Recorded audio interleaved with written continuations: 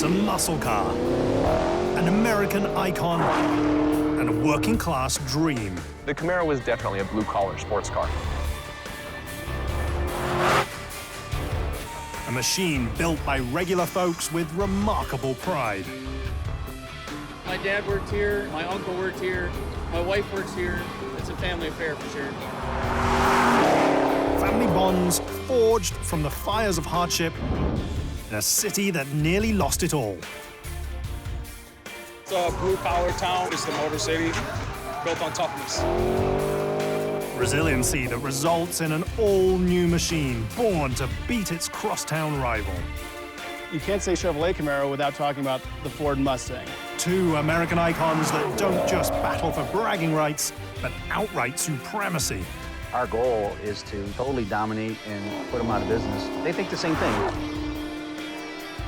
Burnishing the badge or destroying it hinges on the sixth generation of the Chevy Camaro, a car that has fought the odds to survive, just like the city that gave it life.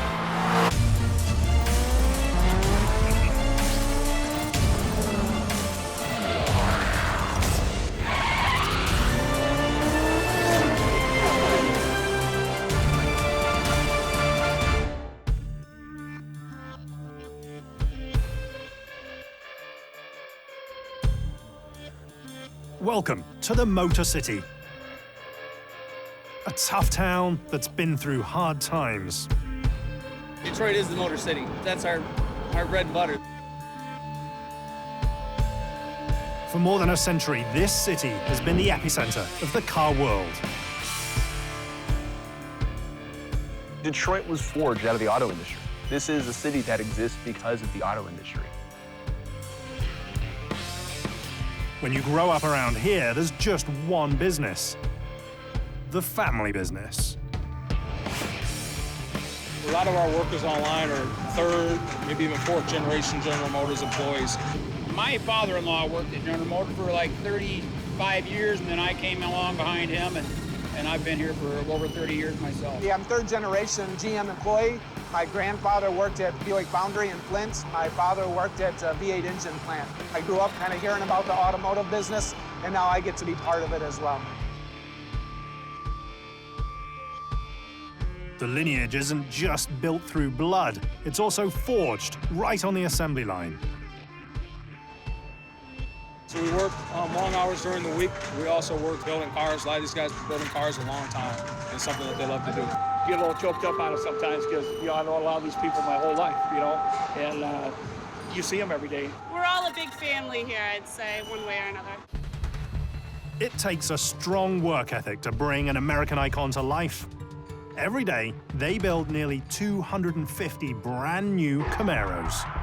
Some are the V8-equipped Camaro SS, a machine that rockets from 0 to 100 kph in just 4.1 seconds. If you keep your foot to the floorboard, you'll hit a government-limited top speed of 265 kilometers per hour. Heady performance numbers for a machine that starts at around 34,000 euros. You have a car that basically, for all intents and purposes, a little bit of a detuned Corvette with a lower price tag. New machines roll off the line every 3 minutes, just 90 miles northwest of Detroit, inside the Lansing Grand River Assembly Plant. We built the sixth generation Camaro, so we're really proud of that. That's a new vehicle for us. Right now we're building at around 31, 32 jobs an hour. So quickly it's about a minute 45, minute 50 per station. The factory's speed is outmatched by its complexity. We're a very flexible facility. We build a multiple of vehicles. At the same time, we build to order. So we don't build in batches. We build to whatever the orders are. So I've been in the company for 30 years. It still amazes me that everything comes together at the same time. The build begins when a freshly painted body arrives. This is where body and weights are coming over from the paint shop, and they just enter the general assembly process.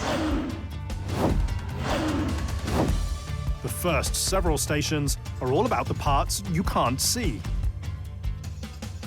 We We do the VIN labels, main body wire harness, airbags, but mainly in trim one is a lot of things that go under the seat or under the carpet.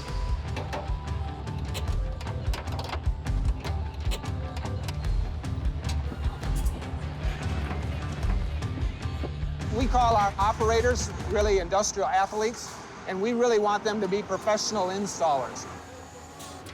You know, you're building something that everybody can afford, everybody can be part of it, but yet it's a unique car where you make it your own. There is an appeal there in that they're at sort of blue-collar prices, and they deliver performance that's certainly above that price point. For over half a century, the Camaro has offered ultra-affordable high performance, often in order to best its crosstown rival, the Ford Mustang. It's one of the oldest rivalries, the biggest rivalries. You know, Coke, Pepsi, I mean, we're up there with those. There's a lot more people in Mustangs and Camaros than there are in fancy supercars. Both machines have the same goal, to win the hearts and minds of customers. It's the limit that my team will go to make sure that we never look anywhere but in our rearview mirror at our competitor, and they do the same thing. The fateful duel starts in 1964, when Ford introduces the Mustang. Overnight, the machine transforms the car world by creating a smaller, sporty 2+2 genre called the pony car. Obviously, when the Mustang came out in '64, all of a sudden there was a real desire there for a fun performance car that was for a more youthful market. Ford sells 1 million machines in the first 2 years that the Mustang is on the market. When the Mustang launched, it sold in numbers that are incomprehensible to today's car market. The success doesn't go unnoticed across town. Mustang comes out, attracts a group of buyers that people didn't really know existed. GM sees that, says, we want this, we want to do this.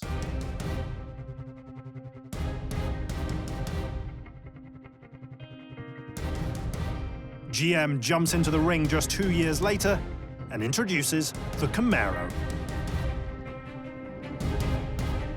You have younger people with money, basically, and they want a car that's different from what their parents drive. During its launch, GM tells journalists that a Camaro is a small, vicious animal that eats Mustangs. The Mustang came first. The Camaro was Chevrolet's answer, and they've been the most bitter of rivals ever since. You're a Ford Mustang guy or you're a Chevy Camaro guy, and that's it. There's no crossover. The debut starts a 50-year automotive clash.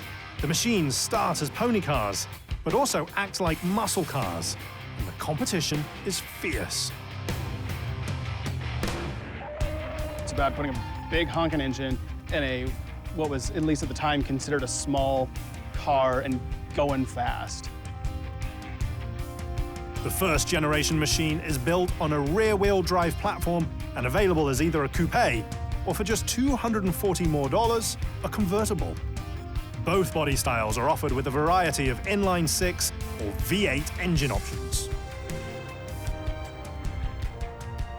The first-gen Camaro, it was really a bully. It was like a boulevard bully. The machine is an immediate hit. GM sells over 220,000 cars in the first year. For the first-gen Camaro, it was really, all right, how do we go after what the Mustang guys have done? It's kind of started what we call an arms race, but for cars again, right? So the Mustang and Camaro are constantly competing against each other. 3 years later, as society transitions from the free-love 60s to the disco-era 70s, GM introduces a revised machine. Gen 2 has to deal with the oil crisis and new emission standards and safety regs. Once those starts coming into play, you get a car that gets neutered along its lifespan.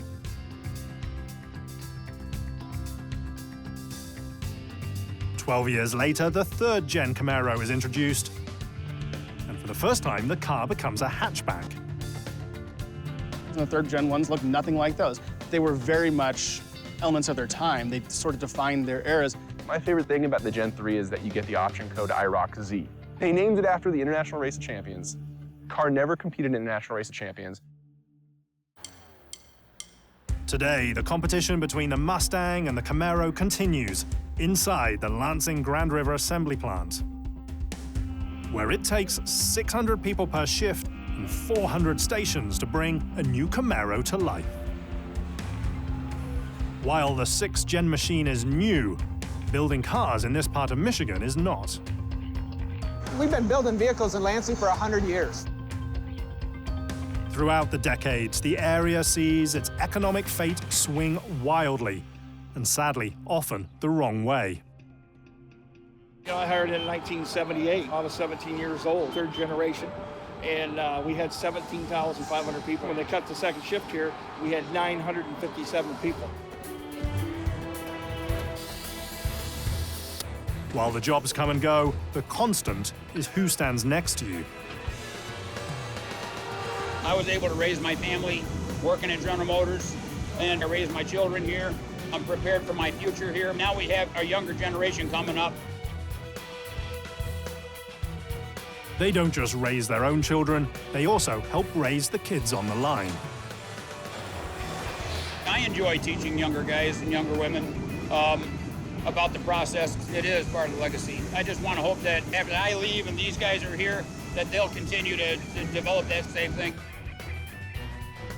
Around here, loyalty means something. Even though I wish the best for Ford employees, you know, but I really hope that people like the Camaro better. The area bounces back in a big way when GM decides to build the Camaro here. This is big for us. It's the first time it's been fully utilized with 3 shifts, so we're very excited about that. Today's excitement is a far cry from where Camaro stood in the early 90s. When the 4th generation of the machine hits the market, it is a radically different car than its predecessors. By the time we got to the 4th gen Camaro, it was very much a better car than the Mustang, and no one seemed to care. And I can't explain why. Over Gen 4's 10-year run, it steadily loses customer interest, and worse, sales plummet. At the end of the day, car companies are in business to make money, and we can romanticize Camaro all we want. If it's not selling, it's got to go. On Tuesday, September 25th, 2001, 35 years after its introduction, General Motors does the unthinkable. They pull the plug and kill the Camaro. When they announced that the Camaro was going to stop, I saw a few misty eyes at the executive level. It was pretty devastating. Saying goodbye to the Camaro hurts both fans and the lifelong GM family. Little does anyone know just how much pain the Motor City is about to endure.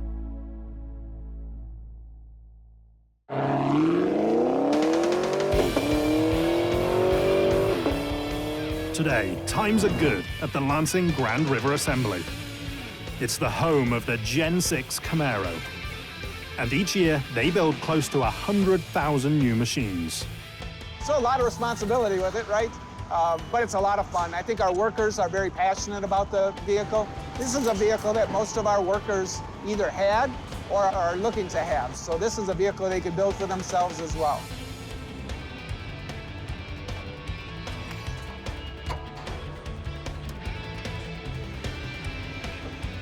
You can feel the passion on line 2 inside the final assembly hall, where they install the taillights, rear speakers, and the digital display. This is where the IPs start to enter the vehicle. And they'll come through the elevator, we take it off with an assist here, enter it to the vehicle, and then start the attaching process. You know, I thought it was going to be really, really, really hard, but, you know, the hoist does a lot of the work, and if you don't overwork it, then it's actually pretty simple. There's, you know, a few tricks, but once you start getting the motion and the movement of everything, then it goes pretty smoothly. Unfortunately, 15 years ago, things at GM weren't going quite as well. Just 2 weeks after the terrorist attacks on the World Trade Center, Chevy ceases production of an American icon. The Camaro is one of the cultural icons that says, "Cool America." For the first time in 35 years, die-hard Chevy fans have no pony car to call their own. I didn't see this coming. A lot of people didn't see this coming.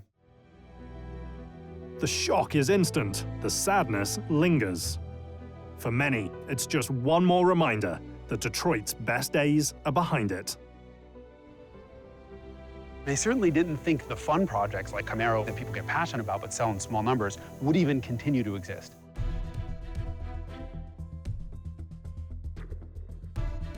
Losing the car hurts fans, but it devastates the tightly bonded factory family. People who've dedicated their lives to Team GM. My grandfather worked here. My dad put 39 years in there. I have 38 years. I'm proud to have my sons working here. It's been a family business for a lot of people. A lot of people's fathers, mothers, cousins, aunts have all had something to do with GM. My best friend's mom is the one that actually referred me in. I'm fourth generation. It's been a part of my life since before I was here. You know, it's something that you talk about at dinner. It's part of Christmas and Thanksgiving. It's just part of what we do. Just as fans finally begin to come to peace with the loss of the machine, Chevy surprises everyone when they unveil an all-new Camaro concept car at the 2006 Detroit Auto Show. I remember being at the auto show in Detroit and grown men are crying, seeing this car. The response was so positive to this concept that GM said, all right, let's do it. The idea invigorates the fans and Greater Detroit. But the resurgence is short-lived. The Camaro concept gets waylaid by a global financial meltdown of epic proportions. All new GM products are permanently put on hold. Launching a new car is extremely difficult. It's even more difficult when your company's facing bankruptcy. I wouldn't have wanted to go to work every morning during the bankruptcy at GM. None of these people knew if they were going to have a job. The United States government spends over 45 billion euros to bail the company out. Everybody's made a lot of different sacrifices, both on the management side and on the union side, to do the right thing. You know, we come through some tough times. Sacrifices help inspire a plan to bring the Camaro back. We got to remember that GM was in the throes of bankruptcy when this generation of performance cars was born. Now, rebooting the machine is no easy task. Passion alone won't get the job done. When these engineers and finance guys come back from this bankruptcy, they know they had better have a solid business case because they can't risk bankruptcy again. Chief engineer Al Oppenheiser is the man who feels the heat firsthand. Al Oppenheiser is the chief engineer for Camaro. He is King Camaro. It's an honor to have the job that I have. I feel like there's a responsibility while I'm in this place in time, give everything I have. My family's aware of it. I live it 24/7. Al Oppenheiser is a guy who's been, he's a Camaro diehard. And when he gets the chance to bring Camaro back, he's going to do it, you know, come hell or high water.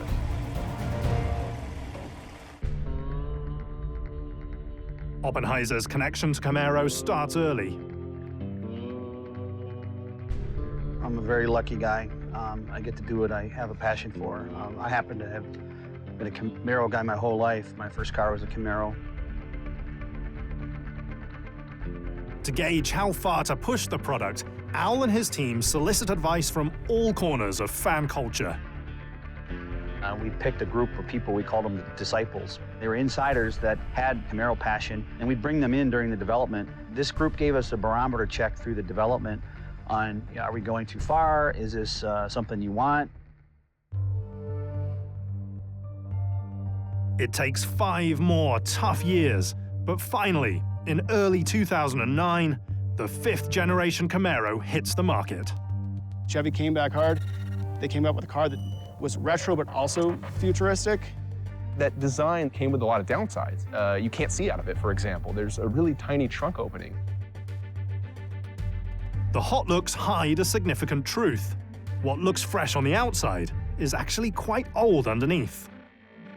Gen 5 was certainly limited by the way it was planned. And that's not a fault of the people who built it, it's a fault of where GM was at the time when they had to put it together. To stay within budget, the team repurposes their Australian division's Zeta platform. So when we talk about platforms, we're talking about the underlying structure of the car. Suspension, where the components go, what fits in where. The aged chassis helps the business case, but it also adds some international baggage, namely extra weight. We got saddled with a lot of negative comments on the mass of the 5th generation Camaro. The hefty curb weight slows the car down on the road, but not in the showroom. Chevrolet sells over 500,000 Gen 5 Camaros. It only takes a really good body to get people interested in the car again. And it sold in huge numbers. But it was clear when you drove the car, it was way too heavy, it was a bit too big, you couldn't see out of it. So there were a lot of compromises that GM had to make because they were working with a limited set of tools. Gen 5's success secures the machine's future, but also throws down the gauntlet for what comes next. We didn't want to be a muscle car, and we didn't want to be a pony car anymore. We wanted to use the benefits of engineering, design, and technology to take it up a level of performance.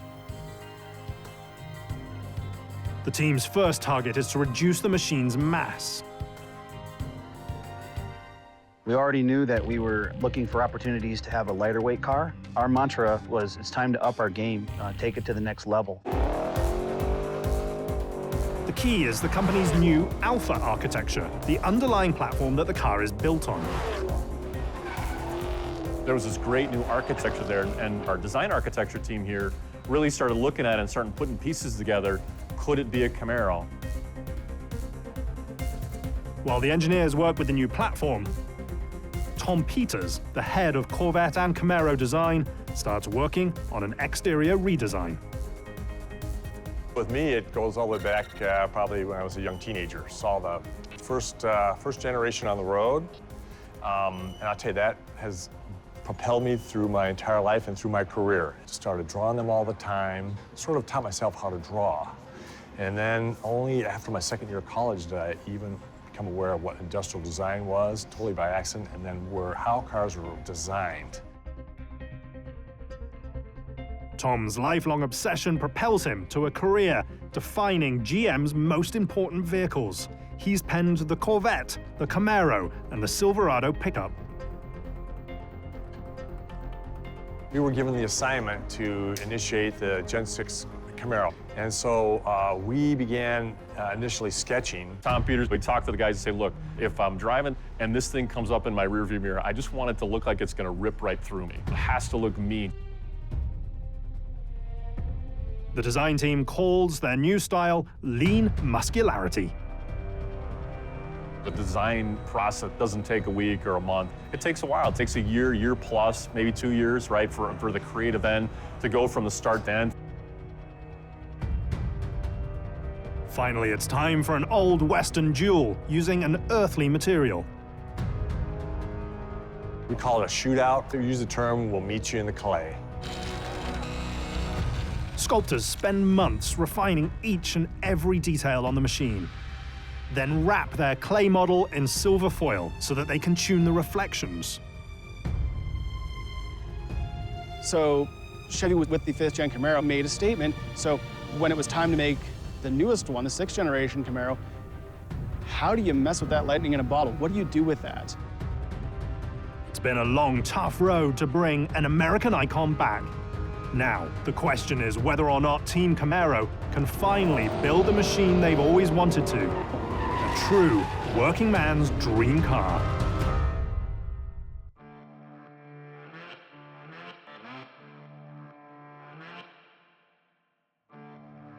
The 5th generation Chevy Camaro is a hit.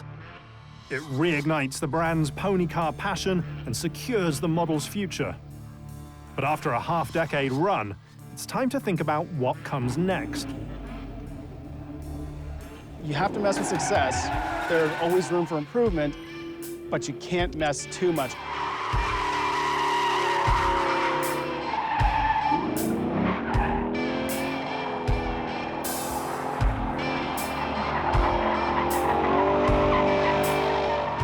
Building a better Camaro starts at the Milford Proving Grounds.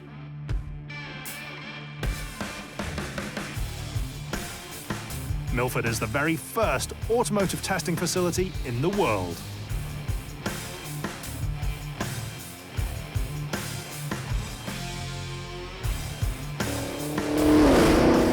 Milford Proving Grounds is a crucible for these cars. This is where the engineers get to push these cars to the limit.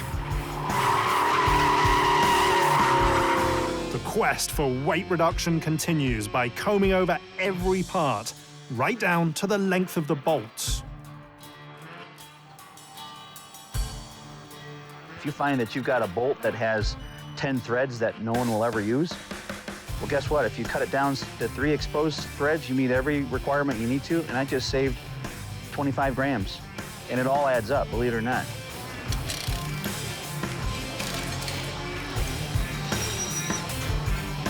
Extra threads add up fast when you have over 1,800 fasteners. But the diet doesn't stop there. The team also heavily revises the multi-link suspension and shaves nearly 12 more kilograms. Altogether, Gen 6 weighs in 90 kilos lighter than its predecessor. Weight reduction best seen inside the Lansing Grand River Body Shop, where muscle meets metal, and it takes over 700 robots and 8 hours to build a single Camaro chassis. They begin by welding the front and rear crash structures to the floor pan.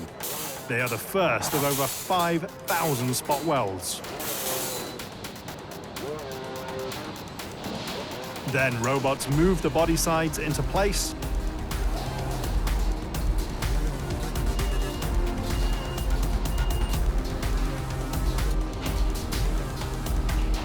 They add the roof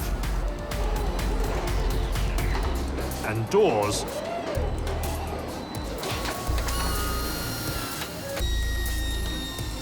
before craftspeople grind away any imperfections.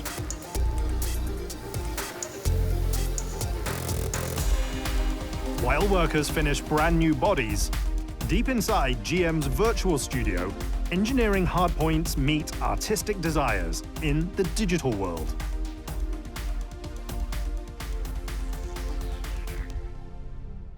This is a file that our Elias team will set up with our engineering team. The shock tower was one that came up early on. There was another one here, what we called the pork chop, that was up here at the Cal. Every program has these things. Some are big and you know of right away, and then as you develop some things, you kind of learn along the way. On the Alpha setup, the hood is much higher and the tire is much smaller. So in that instance, we really made this architecture with this development much better. The team identifies an issue with the new front grille. Since this is a supercharged engine, it requires a lot of cooling. So we design and sketch up a grille look that we really, really like. However, the initial grille design doesn't allow enough air to get to the engine. We need even more airflow than our original design. We actually had to thin the grille up and widen it.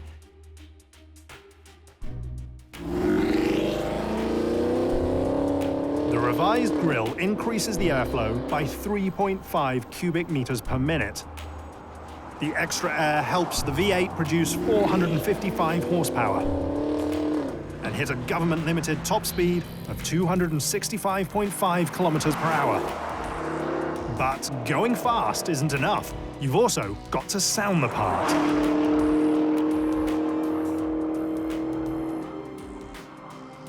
And most customers see the muffler and they think a muffler's a muffler.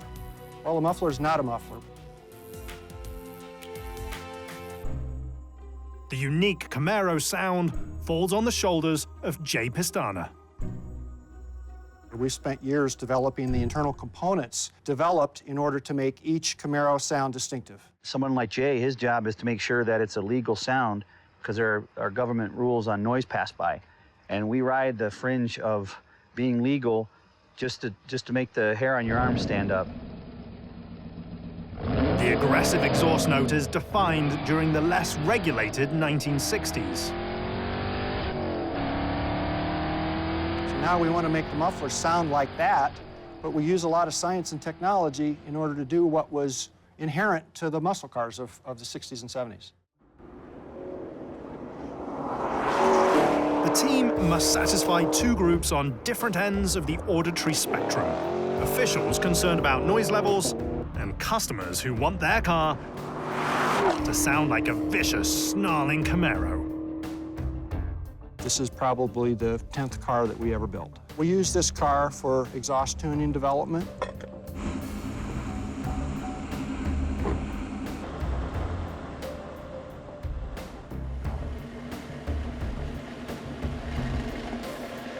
After measuring the sound, they take the data back to a listening lab. We subjectively made the decision that not only was the exhaust a little too quiet, the induction system was a little too quiet. An air induction system feeds the engine and increases the velocity of the airflow while also reducing its turbulence. We siphon off a little bit of the sound, and it goes through this small 1-inch diameter tube. Creating the prototype results from a MacGyver-like solution. I went to your local big box hardware store, and I bought some washing machine discharge hose with some hose clamps, and we cobbled the system together for the purposes of demonstration.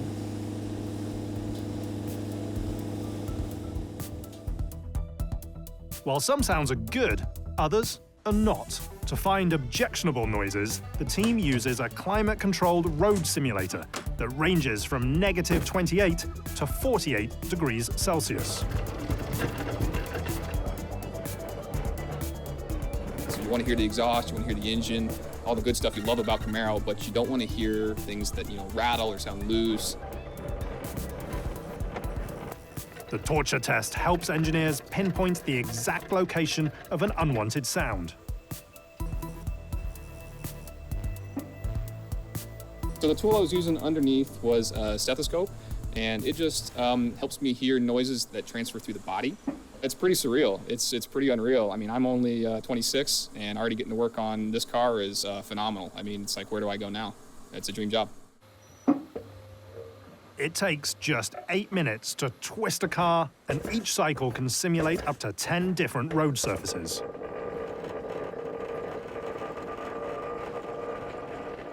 Squeak and rattles are basically made up of two things, movement and contact. So if the parts are moving but they don't touch, no noise. If the parts are touching but they don't move, no noise. But when you have both together, then you hear noise. So you can eliminate either or and fix the issue. The team retunes the dual-mode exhaust to remove all the unwanted rattles. When they're finished, those exhausts will be bolted on 3 very different power plants. A 2-liter turbocharged 4-cylinder, a state-of-the-art V6, and the 455 horsepower V8. This price range, it kind of has its niche for everybody. You can go with the V6 if you want fuel economy. We have the 2.0 turbo. Then if you want kind of the rough and tumble, you go with the V8. While the V8 gets the glory, it's the working man's 3.6-liter V6 that gets the job done. A motor that comes to life at the Romulus powertrain facility.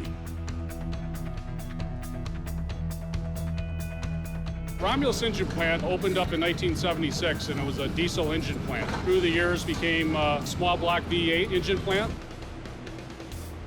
Over the past 25 years, this facility has produced more than 17 million small block engines.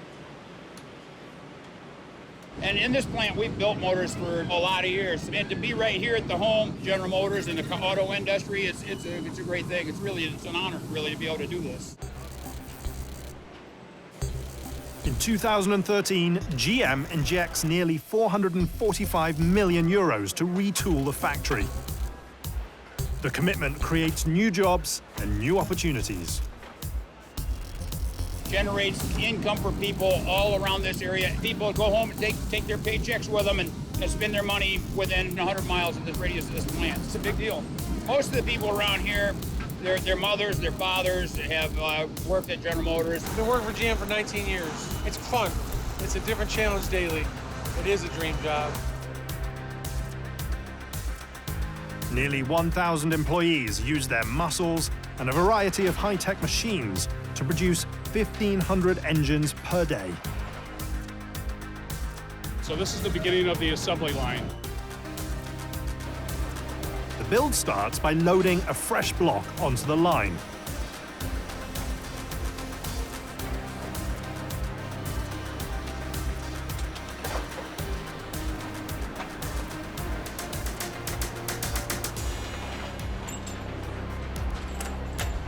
They swing the crankshaft into place.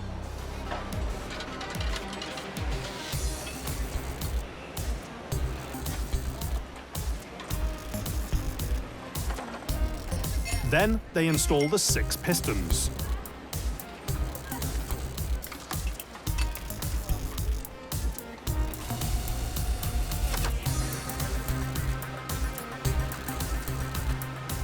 Finally, it's time to screw the heads on.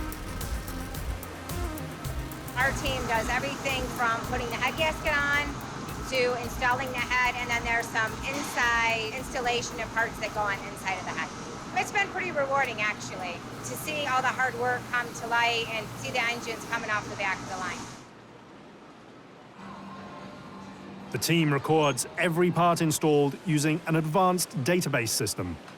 We have an electronic tracking system. It's captured electronically. When that engine is built, we can track the DNA, so to speak, of all the components that were assembled to the engine. The error proofing is extremely precise. Tolerances are in microns. The testing that we do is in microns. The blocks that we finish for a Camaro engines is measured in microns. A single micron is just 1/1,000,000th of a meter wide. That's smaller than a red blood cell. Back in the day, this level of detail would be unheard of in Detroit. Now, it's the way they do business. Right now we're on the north side of Loop 1, so as you can see, the engine is almost halfway built up. We assemble the valve train, oil pan, and the finished cylinder head subassembly.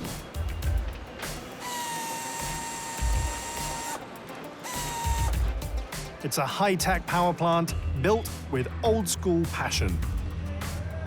We're really proud of it. This is the highest tech, best quality engine that I've ever worked on. I've been working on these for more than 30 years. We take a lot of pride in it. The horsepower, the quality that we put into it.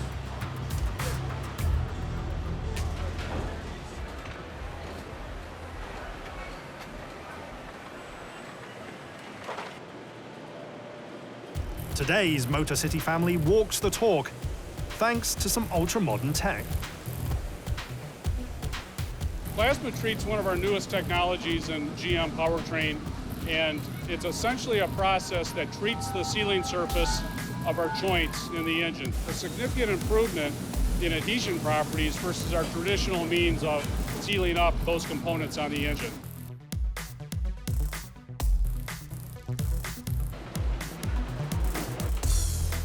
When an engine completes Loop 1, it transfers across the aisle to the final testing area.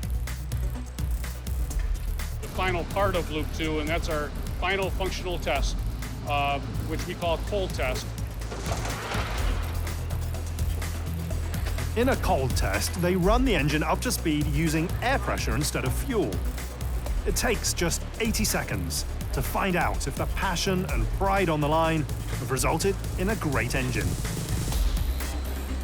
Cold test stations essentially check for 1,585 test points or characteristics of the engine to verify final quality before this engine gets shipped to Lansing Grand River for the new Camaro.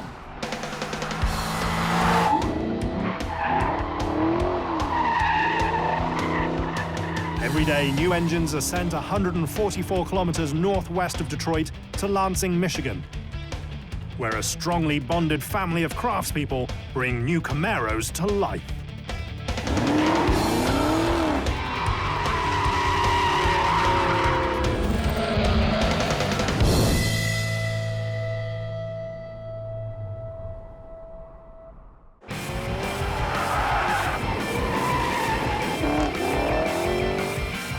The Chevy Camaro is an American icon that's fought extinction only to return with a vengeance.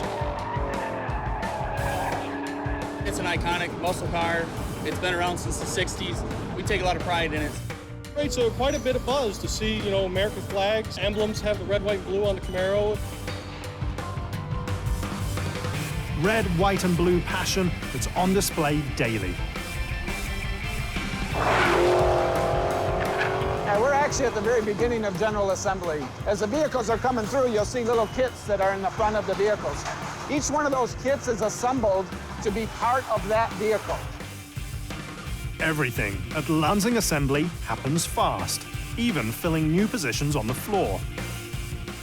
We just hired 500 people to man up the third shift. Well, that's people coming in to the gas station, they're coming into the stores, they're buying houses, and we're working class people. When you put money in working class people's hands, that's what makes the world go round.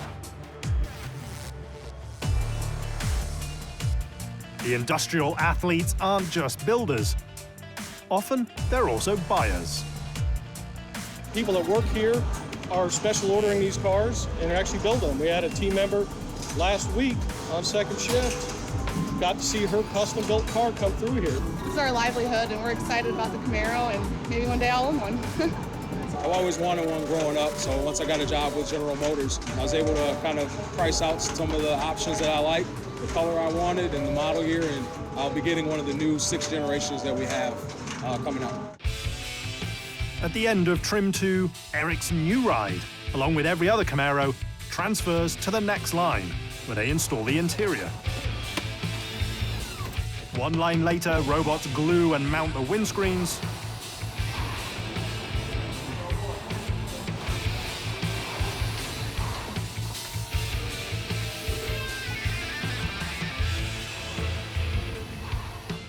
Workers install the rear shocks.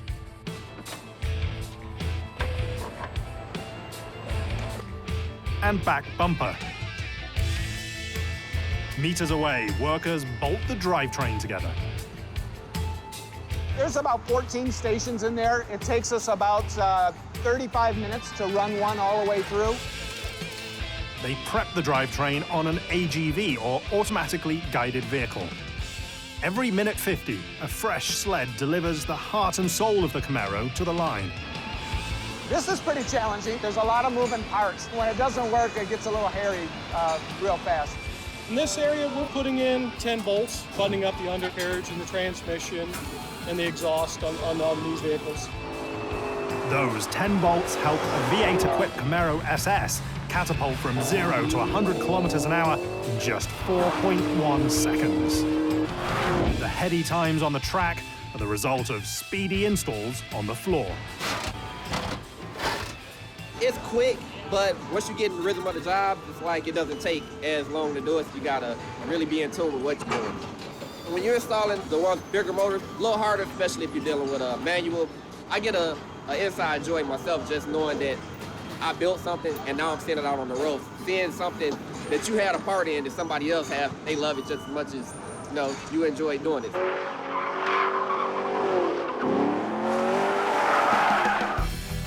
The enjoyment felt by drivers echoes the way the workers feel about each other. We are like a family. I hear about their outside lives. We get together outside of work. We talk about our vacations and what we do with our families. We celebrate each other's birthdays, just hanging out, even if it's just want to have a potluck at work. Try to keep it to where it's just not work, because we spend so much time here, it's almost like these people here become your family. So learn how to deal with everybody, look out for each other. Next, the team installs the headlights, front and rear bumpers, and seats. Then it's time to bolt on a fresh set of rubber. Tires that help a Camaro SS go from 112 kilometers per hour to a dead stop in just 44 meters. It's got wheels on it, it's actually got seats and interior, and it's now starting to come down to a lower level where we're starting to do the fluid fills. Yeah, we're probably about 45 minutes from a finished vehicle right now. So we don't fill them up until the very end of the process. Every few minutes, freshly fueled machines enter the body fitting area, where human eyes give each car a once-over to ensure they're exactly right. And I fit all the gaps, the deck lid, the hood, the doors, make sure they shut right. It's one more place where pride takes precedent and family matters. I'm trying to think about that customer perspective and say, is this what they would want, or is this what I would want? And if it's what I would want, then I've done a good job. My kids are tuned into it real well. They spot them out pretty good, and they enjoy seeing what we do, you know, here at work. So they're big GM fans. They thinking that I know how to put the whole car together. So my son said, hey, Dad, isn't that what you're doing? It's like, yeah, man. I'm like, that's what I did. Finally, after nearly 12 hours, a new Camaro is ready to roll off the line on its own. Here's the fun part, right? This is where the rubber meets the road. Over the years, the Motor City and its surrounding areas have endured incredible hardships. Yet, all the hurt hasn't dampened the spirit. This is a place where they're brought up to believe in the family business. My dad has worked here for 38 years, and I've always kind of grown up learning the passion because my dad has a passion that's built here in America. Right here in Michigan, I think it's just really cool, Lansing, Michigan, like where we all grew up. It feels good to be a part of something. It's a very gratifying feeling to be part of such a classic car. And it's a pretty rad looking car, so it's definitely an American classic, so I want one, that's for sure. Just like the Motor City, it's an American classic that started strong, hit a very rough patch, and is bouncing back. This is one of the cars that sort of typifies the American car industry. These are uniquely American cars, and they're uniquely American in the way they're built, the way they drive, and everything they do.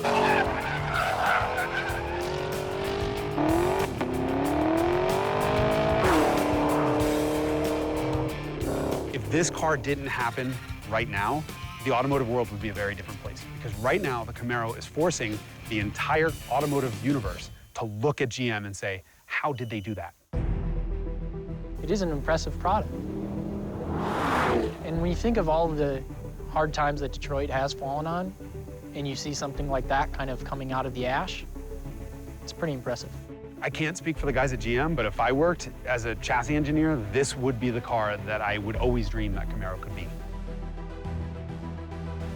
A blue-collar dream car that starts at just 24,000 euros for a base model and runs all the way up to 43,000 for a fully equipped V8 SS edition. First time I hopped in it and drove up a curvy road, I was shocked at how fast it could go through corners. First time I drove this new Camaro, I had my iPhone in my hand so that I can take notes, and the first 3 paragraphs were nothing but expletives.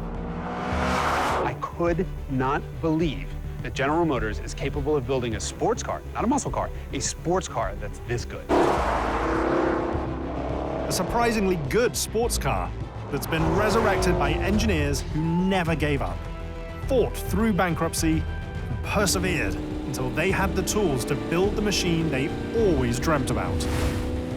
What's cool about this new Camaro is that you have the team given a tool set, the hardware, to make this thing work at a level that was completely unexpected.